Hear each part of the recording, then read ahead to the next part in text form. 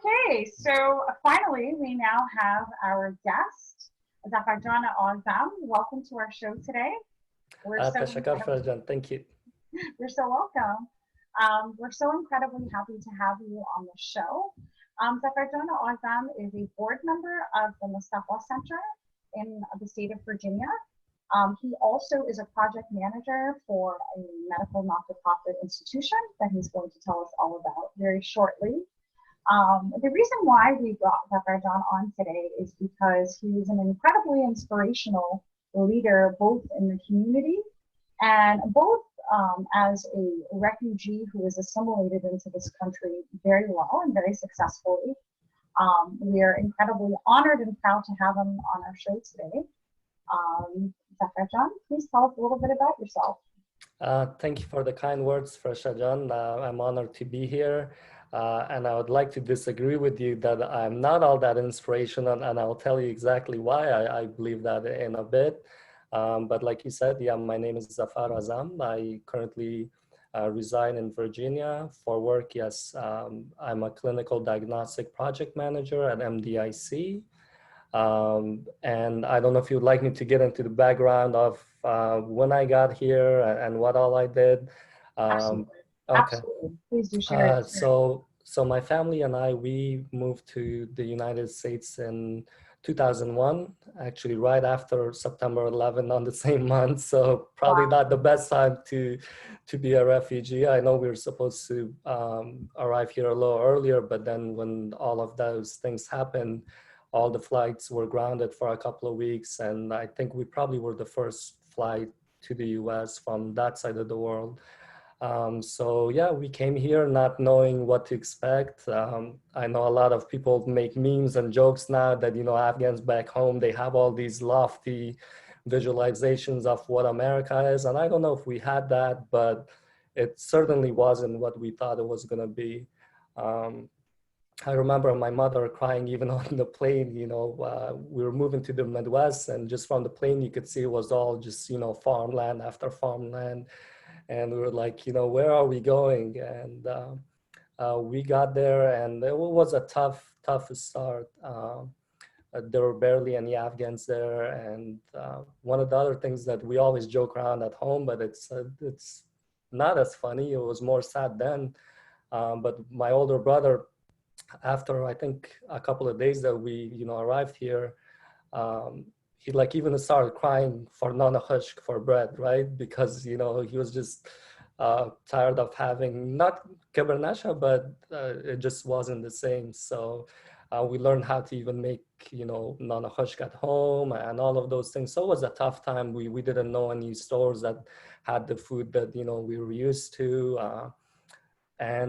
But at the same time, you know, we found a strength in the small community that we did find. You know, after a little time that passed by, we found out about a few other families, and it became a really like tight-knit community. And then we would always know if there were new refugees moving in. You know, we'd go get flowers, go meet them at the airport, so that they don't have that, you know, lonely, sad experience that we did. And I share that because you said earlier, inspirational. It was because of those kind of experiences that even at a young age, you know, I just have like this love for my people and for my country. And it was those hardships that we saw and we went through that has motivated me to do my part.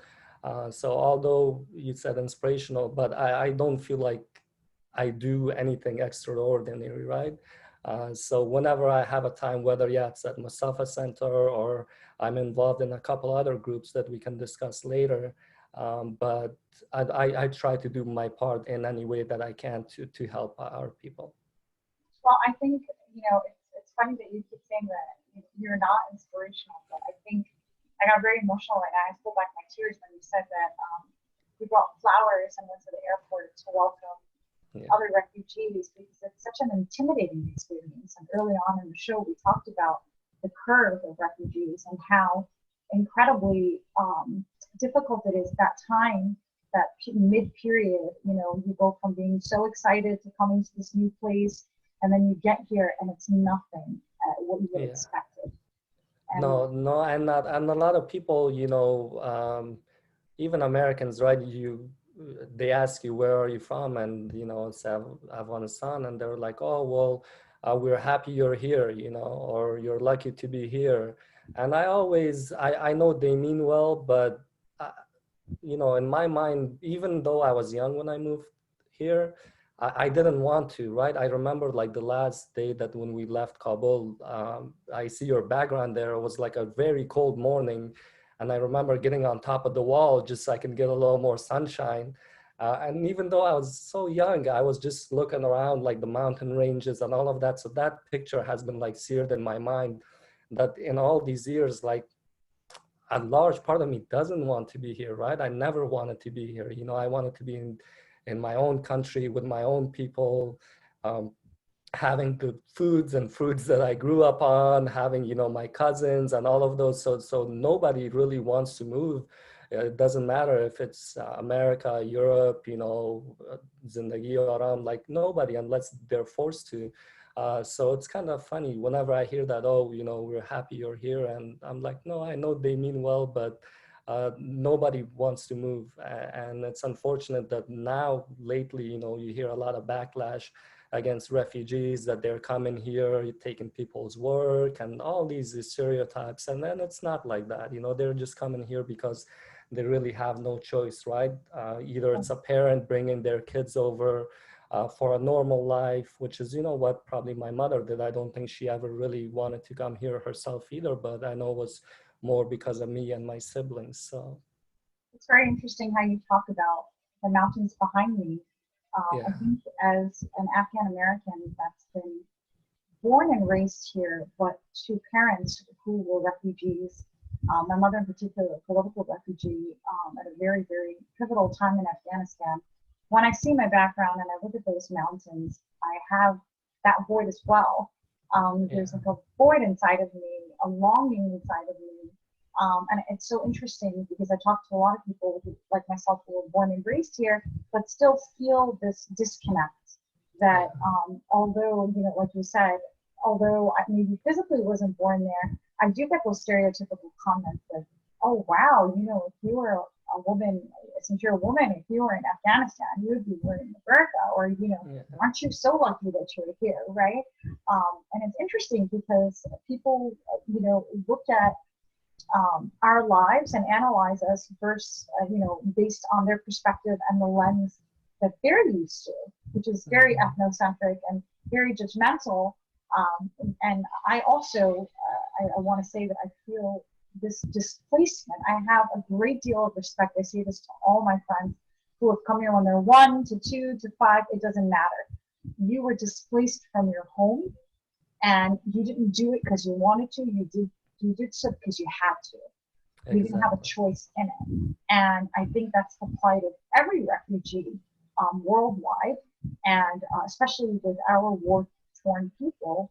And I think that's what makes it even more difficult. If somebody's adventurous and they just wake up and they apply for a visa and they just want to go somewhere because they want to discover a new life, is one thing.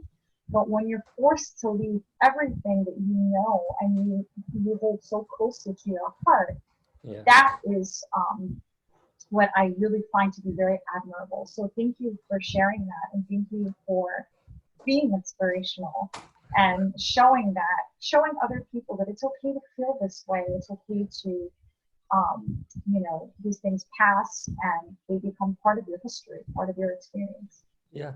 No, no, no, thank you. And for the viewers, the reason we started this program in English was because I wanted to put a little more emphasis on our youth, especially. So I shared my experience because um, I know we all have some amount of empathy, right? Whether it's for our family or for our Afghans or any group that, we have some common elements with. Um, but you could use that empathy and go a step further and put it into action, right? Mm-hmm. So knowing a lot of these families, yeah, I don't think they would have chose on their own to move here. So they have left everything that they have known. And I don't really need to repeat this, right? I'm sure everyone has heard stories from their parents, or maybe there's other young, Afghans who probably have the same experience that I did, that they still remember all those hardships themselves. So it's a time of nervousness, it's a time of fear. It's a lot of things are unknown, right? How am I going to live there? It's not like Europe. I mean, at least Europe has a better safety net. But here, a lot of our Afghans that come, yeah, Khuda me if I'm, who knows what they're thinking that they come here. But then right away, they have to start going to work and get a place and so many responsibilities that it overwhelms them. And then on the other side, you have that loneliness, not having any family members. So the part that I play, and then it's not just me, Fresha John, I know you do that to a great extent. There's a lot of other great individuals that I work with, whether it's Mustafa Center or it's another group that I help out with Afghans living in DC, where we try to take that loneliness away a little bit, right? So a lot of them that come, at least they won't cry for bread, right? And there will be not a hush. We show them where the stores are, we help them with all the paperwork. It's hard to get a place even, right? If you don't have any credit. So sometimes, there's our Afghans who go and be cosigns for these individuals. And we share, I think earlier you shared the curve, right? A lot of them, when they first come, it's a lot of sadness and just wanting to go back, right? I think we're this close to just like moving back. But then slowly, it gets better. So we are that voice of encouragement for them that, hey, we know that it's tough. We have been there. Just, I think sharing your story helps so much, right? So you don't have to be inspirational. You don't have to have like skills. I don't really have any skills. Nobody taught me anything. You don't need to know any type of organization or be affiliated with anybody, right? A lot of these things, we used to do it on our own. Like, yes, I'm on the board of Mustafa Center now and involved in these other groups, but I did these things long before I had any titles, long before I belonged to any certain group. You just have to have that, will and that empathy and caringness, which a lot of, I see, I see our Afghans on Twitter, Facebook, everywhere, even the young ones that have been born here.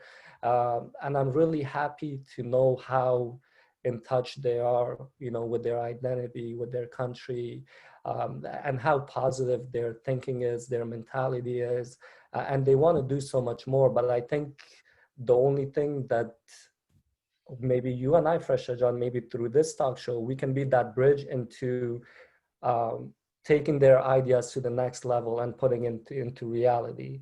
And for that, again, I want to reiterate my own experience. You don't need any nonprofit, you don't need any group, you don't need any well-known individual or organization to, give you a place to be your platform. Just one person by yourself, just go and talking to somebody and sharing, whatever knowledge it helps tremendously. Exactly. I think that's a really important point that you bring amongst very other important points that you brought up. But the fact that you don't necessarily need to be an expert in something or to have a certain title or to belong to a certain organization in order to still help empower other people. I say this to people all the time. People come to me and say, I want to help, but I don't know how. Well, guess what? Like you were saying before, I come from this generation where, my mom was one of my father, actually, I should say, was here before her, but both of them were one of 5 families that had, the first 5 families, they say, that came to this country. And literally, like, I could picture my mom, and she tells me the stories of Uncle Ben's rice. She knew how to cook it, she overcooked it, and it came out like oatmeal, and she cried and she was frustrated, and she mixed it with yogurt because she's like, there's no other way to salvage this. And it's such a beautiful thing that now we have halal meat stores and we have Afghan stores and Afghan markets. things that were not around in the 70s, things that were not around in the 60s or 70s, or where the early arrivals of Afghans really started to take place in the early 80s. When President Reagan was, the president. I mean, this is the time where none of this stuff existed. But it's the beautiful thing about it is that I see my parents, they still have the same friends from that time, but they have that connection of how they were able to uplift each other and help each other. Once one person learned a skill or learned something, hey, look, if we go to the Indian store, we can find dal there, and we can bring it home and we can make it, and that's all that it is. Anything that right? If we talk about titles, if I name them, just starting with my own family, I have been like a school counselor, like so many different hats, right? I've been the one that always had to fill all these applications for my family, and then slowly for all like my mom's friends, because you can't say no, right?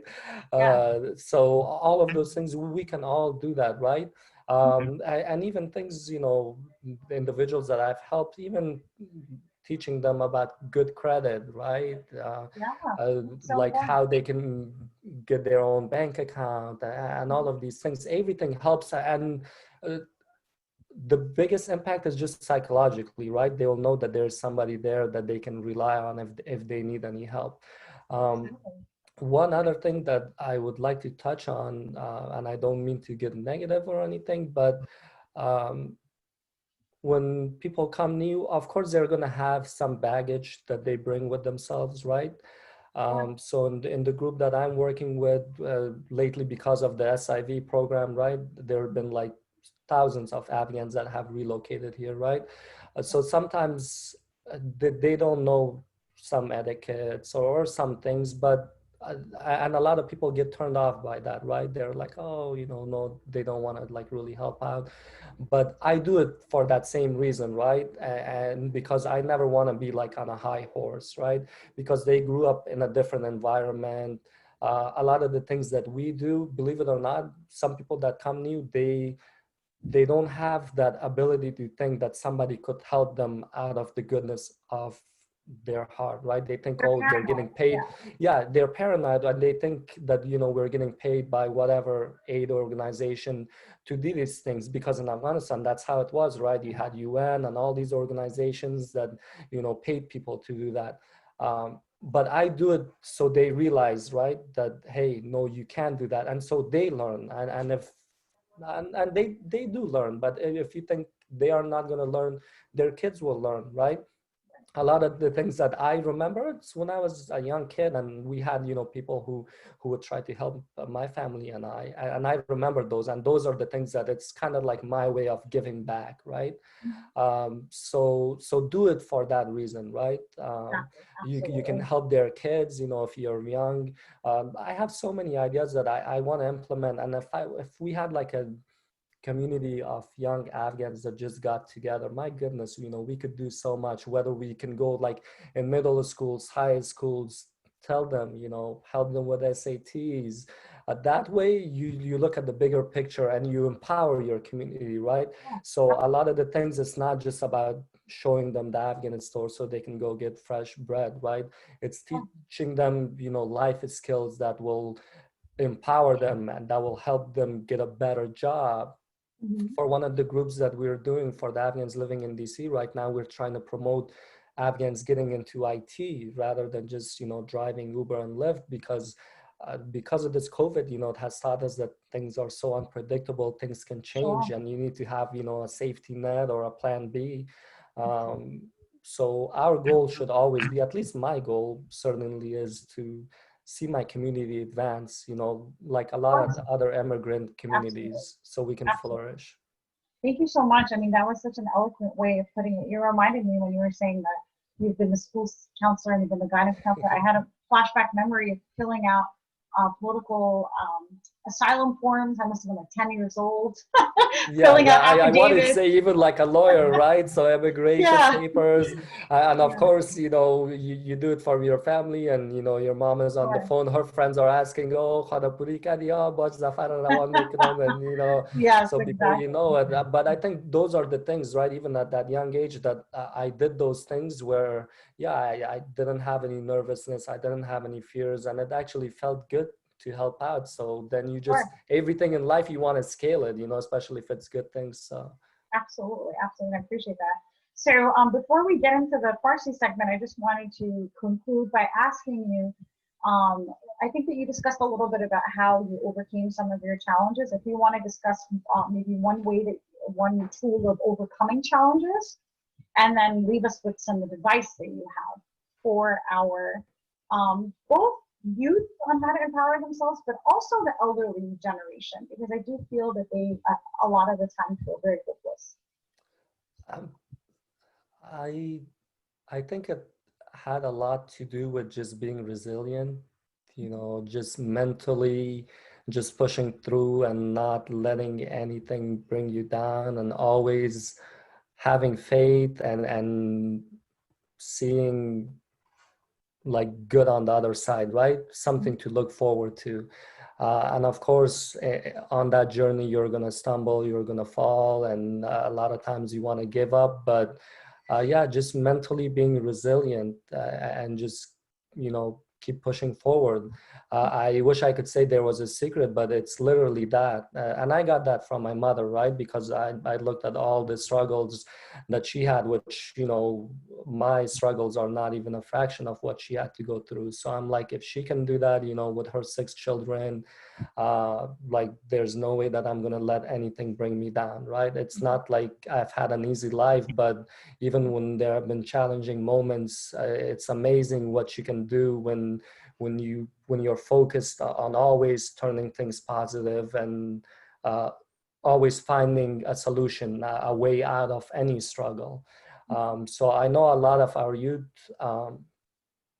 that they have things that they go through, right? And anxiety, depression, they have difficulties. Um, I would just maybe reach out to somebody. There's so many people. Like if anybody reached out to me, hey, I would love to like sit down and talk to them and be an ear that they can just share all their stories. So I'm trying to think whether was anything else, but literally just I think that you said, mental I think you mentioned positivity. it a little bit before. Sorry to cut you off there. I think you mentioned a little bit more about your faith too. I think faith Yes, yeah, is a yeah, huge part of it. I think that for me, in last week's segment, I was talking about how frustrating it was for me that the yeah, masajid was closed, because anytime that I feel helpless or I feel defeated, I always run to Allah. And I feel that He will always give me the answer and guide me toward the right way. no, that's and I shouldn't hold back on saying that, but a lot of some people, when they hear that, they're like, oh, hijab, is that all right? And they throw away the whole message with it too, right? So I try to say it in a way that they don't even think about that, but literally behind all of that, yeah, it's tawakkal, right? Just uh, having that thing where like, hey, you will do your best, whatever happens will happen, whatever is in my fate, whatever is meant for me, and all of that, all of it has a religious component, right? And that's having faith, believing.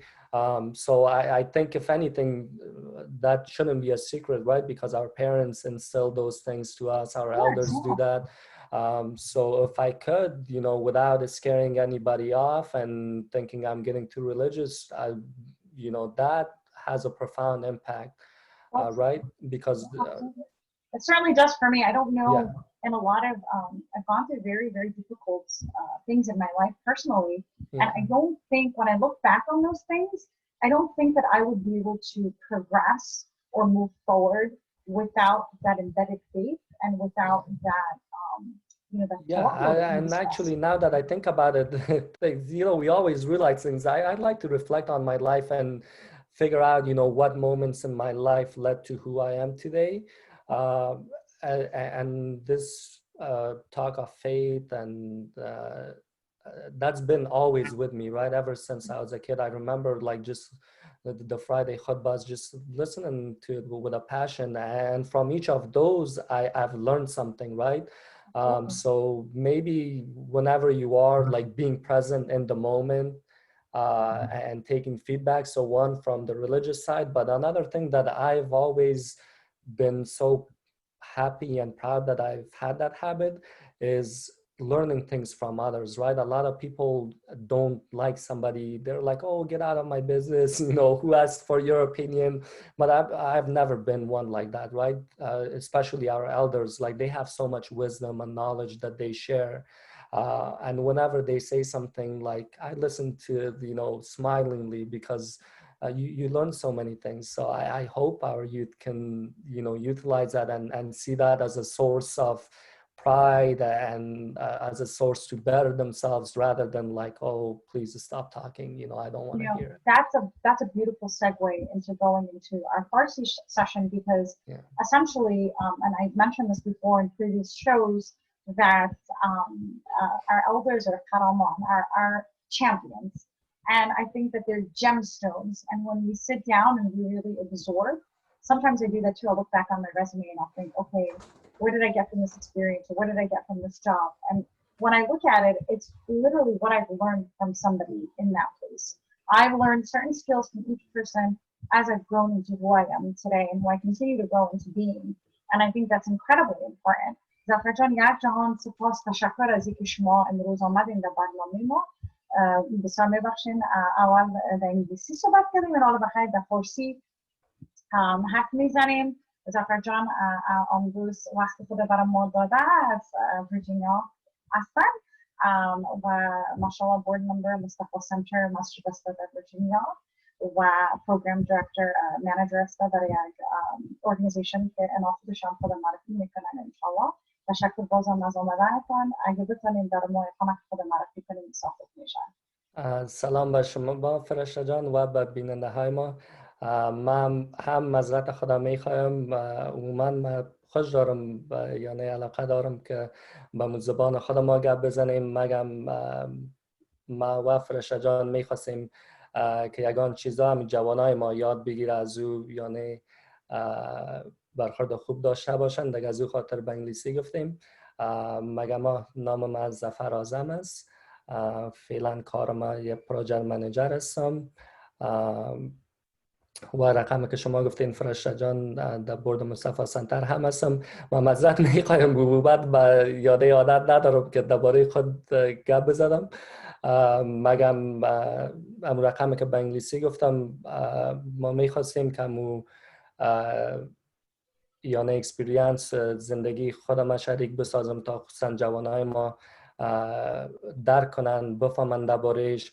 و این اکسپریانس که من دارم، یعنی زیاد بزرگای ما همین تجربه را داشتن و دارن. و این که من چطور اینجا به امریکا آمدم، چی مشکلات دیدم ندیدم، او گپاس که اگه فرشته جان اجازه شما باشه میخوایم شروع کنم. رقمی که به انگلیسی ها پیشتر گفتم، من و فامیلم به سال 2001 در سپتامبر 2001 بعد از این حادثه سپتامبر 11 به امریکا آمدیم.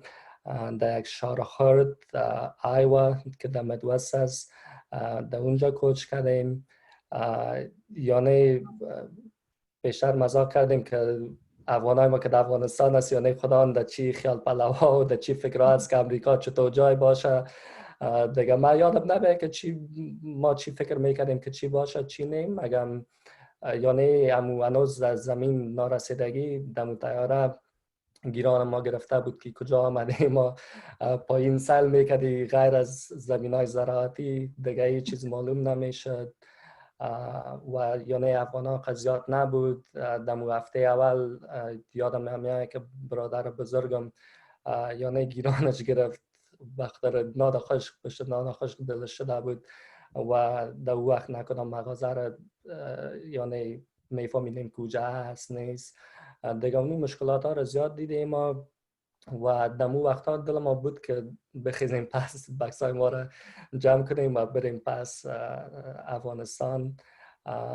مگم پس فامیلای افغان پیدا شد، چندین فامیل، و اساسا دیدیم که افغانای دگام اونجا تشریف آوردن و هر وقت که یعنی خبر از یک فامیل نو میشنیدیم بسیار به علاقمندی زیاد، به خوشی زیاد، گل گرفته میدان هوایی می رفتیم و را خوش آمدی می کردیم.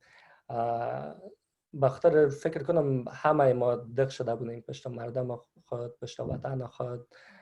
و فرشته جان شما گفتین که راستی هیچ کس نمیخواد که یعنی مسافر شود از وطن خود تا که یک مجبوری نباشه. دیگه از او خاطر من خوردم بودم مگم این چیزا یعنی درک میکردم، احساسش داشتم. یعنی همیشه تا امروزه یک علاقه خاص دارم که اگر خداوند روشن میکنه در ملک ما یعنی صلح بیاد، اولین نفر شاید ما باشه که پس برم دیگه. و دمو وقتم من میخواستم که پس یعنی برم وطنم، مردم خود، خیش قوم خود دیگه اینجا یعنی یک احساس تنهایی میکردم. مگم امو تجربه بود که یعنی چیزایی که فعلا میکنم اگر هر کمک از دستم میرسه به جامعه، من خوبم نیست که آدم گپ بزنه دربارش که اینی کارا میکنم اینی کارا میکنم، مگم یگانه علتش که امروز دربارش گپ میزنیم تا بتونیم جوانای خود تشویق کنیم که دست به دست هم بتن هر چیز که از دستشان میرسه یعنی به کمیونیتی افغانای خود، مسلمانای خود، ضرور نیست تنها افغان و مسلمان، به هر کس که بتانیم دست خیر یعنی پیش کنیم، چرا نه؟ حتما تشکر بسیار زیاد از این که ما شریک ساختین امروی داستانتان. واقعا ما که اگه متعادل از این جامعه هستیم پیشتر هم گفتیم به خورسی میخواستیم ما رو بگویم بعضا یک کمبوتی میباشه، فقط خلق آدم یک کمبوتی میباشه و دل آدم میخواه که در وطن خود باشه، امروی مردم خود باشه و قلب آدم و روح آدم امروی از کشور آدم میباشه همیشه در هر نقطه دنیا که متاسفانه از خاطر جنگ ما مجبور شدیم که همه افغان ها مسافر شدن و مجبور شدیم که جا بیاییم. بهتر نیست که از کدام شوق کس کشور خود ایلا کرده باشه یا برای کدام ساتیری ایجا آمده باشه، از مجبوریت شده این کار و بخاطر از مجبوریت اونم مخصوصا با جگرخونی برای انسان پیدا میشه، برای مخصوصا برای مسافر. بله بله عموما درست است گپتان. و من از یعنی خوردی امی علاقه را داشتم، یعنی یادم میاد در لایبرری وقت یعنی کتابا مقدر زیاد نبود، نه اینترنت بود، اگه بودم سلو بود. یادم میاد در لایبرری میرفتم هر کتاب که یعنی راجع به افغانستان بود او را میخواندم که بتانم امو خیالای یعنی وطن خود زنده نگاه کنم. دیگه این یعنی ضرور نیست که من خاطره خود بگم، چون هزارها افغانای ما خصوصا بزرگای ما یعنی همهشان از مکه شاید ده چند مشکل زیادتر داشتن اینا که آمدن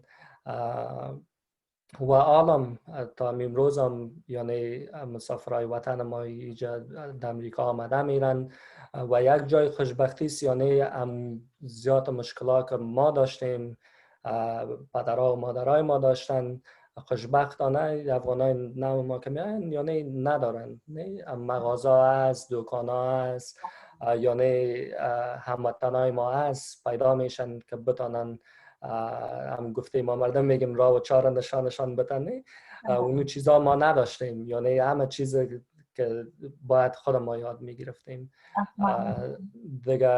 او چیزا هست از خاطر که یعنی افغانای با احساس داریم که میخواین که مو چیزی که تجربهشان است او را شریک بسازن و بتانن یک افغان دیگه خود کمک کنن تا امو زندگی نو از و به خوبی و بیانه خونجیگری و تنهایی از او دور شوه و یک زندگی خوب در این وطن شروع کنن. چون اینجا فرشته جان شما شاید بهتر بفهمین چقدر باید کار کنی، چقدر مسئولیت های دیگه همگی داره و زیاد وقت دلم میسازه به افغانای نو ما بختر راستی تیار نیستن به حقیقت‌های زندگی نو خودن.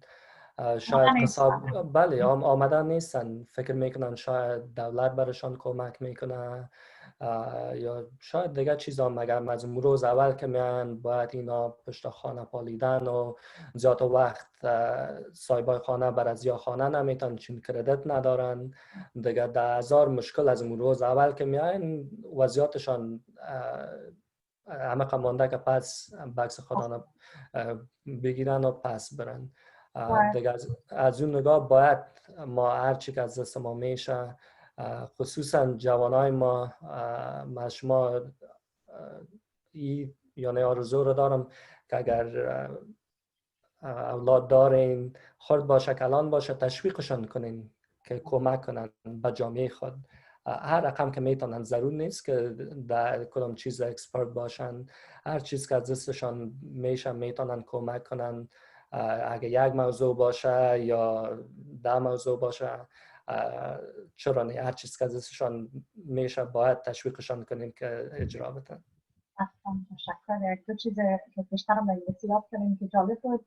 یکی از این که از خاطرکی از وقتی که مثلا آدم میخواد فامیل خود کمک کنه، هم یک دقیقه آدم وکیل میشه و یک دقیقه روانشناس میشه و یک دقیقه معلم میشه برای همشیره یا برادر خود یا جالب است یا ترجمان، دقیقا کلگی ترجمان همگی ترجمان کلگی ترجمان است. و مخصوصا SIV از نظر من، مخصوصا SIV refugees که اینجا میاین و special immigrant visa، از تجربه من اینجا که میاین توقعشان برای که بسیار زندگی خوبی داشته باشن در افغانستان، توقع هم بلند داشته باشن، برای که باید هم داشته باشن، برای که برای مملکت کار میکنن، خدمت میکنن. اینجا که میاین فکر میکنن از 100 تا 0 میاین. و بسیاری کلاینت های من که برای روانشناسی میاین همیشه این مشکلات برای ما پیش میکنن که شما ببینید خانه ما دور از شما باشه، دور از فامیلای ما باشه، خانه ما موش داره، خانه ما روچ داره، خانه ما مثلا ما نمانه که یک منطقی بهتر بریم برای اینکه شرایطش کنه مثلا یک شرایط است. وقتی که امضا کردیم ما نمیفهمیدیم که مثلا یک شرایط است. دقیقاً مشکلات های زیاد است و یک نمیخوایم که منفی بافی کنم یا نه، مگم یک مشکل دیگه که بیچاره دارن، خصوصا همین گروه سایوی. یک تعداد از افغانای ما که ایج هستن، یعنی نمیفهم که بگویم به نظر بد یا چی، مقصد علاقه زیاد نشان نمیدن به کمک کردن به می گروپ افغانای نو ما متاسفانه. و او طرفه که سعی میکنین راستی زیاد افغانای ما نو که میآین، یعنی ما که آمدیم نمیفهم چقدر سال گرفت تا که یک موتر کنه ما گرفتیم. زیاد افغانای ما نو که میآین اگر خصوصا کمک پسنداز دارن اولین کار میکنن همون موتر سال میگیرن، مگه میره نمیفهمن نه که باید پسنداز کنن پیمنتشان شاید کدام مشکل به این ویروس آمد، یعنی زیاد مردمای ما آماده نبودن برش. دیگه اون چیزها رو که میبینم کمک یک تنشن بگویم است، مگم بازم من اوزم هر افغانم که باشه کمک میکنم، بختر میخوایم که همین جامعه افغان ما در یک جای بلندتر برسن. و اگر افغانای ما میگن که او پدرها و مادرای نو ما دیگر رو کمک نمیکنن، یعنی باید از خاطر طفلایشان کمک کنیم تا بتانن در زندگی نو خودان، یعنی کمک آموخته شوند، چیزا برشان آسان باشن. تجربه که در طفلی آدم میبینه به طول عمر همراهش میمانه و اگه او مثبت باشه پورا عمرشان خوب میباشه، خوش میباشن. اگه او منفی باشن مشکلات زیاد ببینن، یا نه از نگاه روحی مشکلات زیاد میداشته باشن. دیگه پیام ما میست به هر افغان ما هر چی که میتونیم باید دست به دست هم داده کمک بتانیم، چرا نه؟ حتما تشکر بسیار زیاد از نصیحتتون. و یادم آمد یک قصه آخر که یک آین پیش ما آمده بود برام سکت بود که وقتی که البته اینا که نه آمده بودن بچه جوان بود دیگه، نوجوان 13-14 کلمه چه نمیفهم کلا نمیفهم یک افغان برش کلمه چه نو جدید داده بود.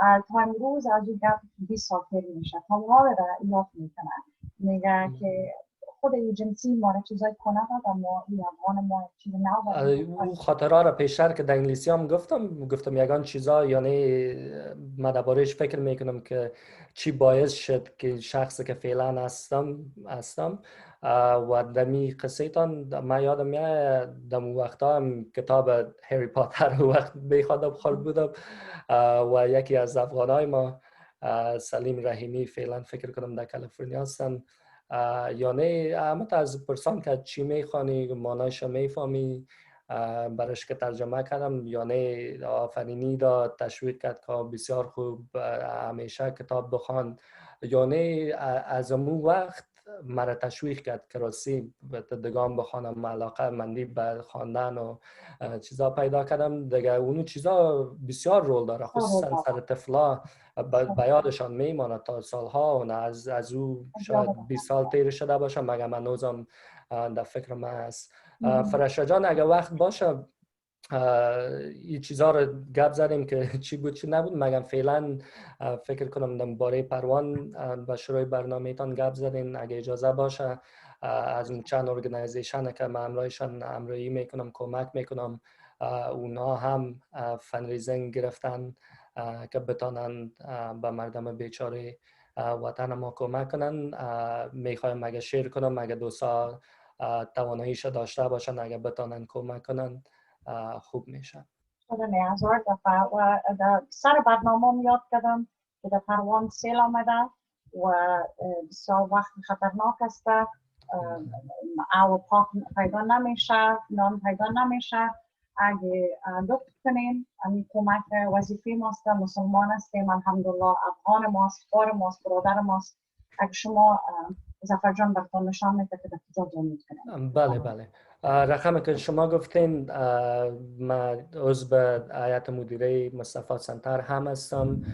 دوستایی که یعنی شناسایی بر مسجد دارن، یکی مسجد کلانترین مسجد افغانای ما خصوصا دمی دی ام وی ورجینیا و دی سی و مریلند است و ما یک فنریزینگ شروع کردیم. میفهمم که فنریزینگ های زیاد است مگم بازم ما گفتیم چرا نه اگه دوستا توانمندیش دارن میخواین کمک کنن در صفحه مصطفی سنتر میتونن برن. او جمعی Emergency Relief for Afghanistan Flood Victims است. $5 میتونن بتن، $50 500 هرچی که توان داشته باشن میتونن دونیت کنن و ضرور نیست که من بگویم مگم بازم امو 100% هر مقدار که شما کمک میکنین و همش به مردم بیچاره ما میره که کمک کنن. یکی بود و یک فنریزینگ دیگه است Relief and Emergency for Afghanistan از گروه رفاست که ما در مارچ شروع کردیم، در وقت کرونا بود و این از این خاطر گفتیم چون زیاد افغانای ما توجه نمی کردن، می رفتن هنوزم بیرون در کار در خانه خود نمی بودن و یک خبرنگار یادم من یک کلیپ دیدم از یک همی کراچیوانای در کابل پرسان کردن که بیرون کرونا سی مرض است یعنی چرا شما در خانه هایتان نیستین و جواب از این بود گفت کرونا یعنی امکانش هست که ما را بکشه یا نکشه مگم گشنگی ما را 100% میکشه. دیگه ما گفتیم باید یک کار کنیم. پلان مایی بود که به $50 به یک فامیل که شاید تعداد 10 نفر یا کم یا زیاد بر از اونها مواد خوراکی خشک بگیریم که تا یک ماه بسشان میکرد که بتانن در خانه خودان باشن، امون نان داشته باشن و امی کرونا از یک نفر به دیگر نفر نره. دیگه اونو رو شروع کردیم و فعلا هم به پروان فکر کنم یکی از امو ممبرای ما که در افغانستان ما رو همراهی میکرد، همون دیستریبیوشن میکرد، اونا هم این روز رفته بودن به پروان و گفتن از چیزی که دولت میگه و در خبرها میگه از زوکده، یعنی حالت بسیار خراب است، هزارها فامیل ها یا نیخانای خود از دست دادن، از 100 بیشتر خداوند بیامرزشان افغانای ما که جان خدا باخته بودن دیگه، یعنی به کمک زیاد ضرورت دارند و متاسفانه گفت کمک های دولت یعنی به زودی اوجا نمیرسه و یک تعداد از دونیشن هم که در طرف آنلاین است اونا نرسیده براشان دیگه. ما گفتیم هر چیز زودتر بتانیم بخیر باید همراهی کنیم دیگه. اینی دو جای بود که دونیشن اگر میخواین از رفات در گوفندمی است میتونین برین در اوجا دونیت کنین یا مصطفی سنتر در صفحه فیسبوکشان میتونین برین. بازم $5 از این نشن مین قطره قطره میگه دریا میشن، هر مقداری که میتونین چرانه کمک کنین. حتما تشکر زفر جان. Can you make me co-host again? Yes. Thank you. بازم thank you guys so much for joining us today. تشکر یک جهان سپاس زفر جان. حتما به دو جایی که یاد مصطفی سنتر یا در ریفا وبسایت حتما در فیسبوک شما دیدین نگاه کردین. اگر کدام سوال داشته باشین فیسبوک کامنت در زیر استریم هسته بفرمایید، میتونین که کامنت نشته کنین، زفر جان براتون جواب میده. اگر کدام مثلا اگر کدام سوال راجع به خودش داشته باشین یا راجع به پروان فاندریزینگ لطفاً کمک کنین. وظیفه ما است اما ما اگر $5 بود یا $500 بود هر چی که بود بازم ثواب است. Thank you so much, Zafar John, for joining us today. It's been such a pleasure to have you on air. تشکر از شما فرشته جان. If I could share one last message. Yes. ایرا با انگلیسی میگم ازت میخوایم مگم مهم است که جوانای ما بفهمن. And that would be that yes, we mentioned that you should help others, but if anybody needs any help with anything, with the school, with life, personally, anything, reach out to Fresha John, reach out to me, reach out to anybody in your life that's even a little older than you. They don't have to be older, but just talk to somebody. Because we all need help, right? So there's people who help me, who mentor me. And if you're looking for a mentor, just all you have to do is just ask, you know, and then there will be plenty of people who will show you the way, including myself and Fresha John. Thanks so much, Don't everyone. ever feel alone. Don't ever feel alone. Don't ever lose hope. There's always somebody out there that's willing to help you. Like Zafar John, thank you so much for being such an inspiration to our youth. We really appreciate your time. تشکری خاص برای صدای حق تلویزیون که پروگرام برای ما دادن زندگی جاندون پروگرام و برنامه دیگه. بازم اگه در فیسبوک کدام کامنت داشته باشین لطفا میتونید که بنویسین. روز شب خوش براتون میخوایم. خداحافظ. با من خدا.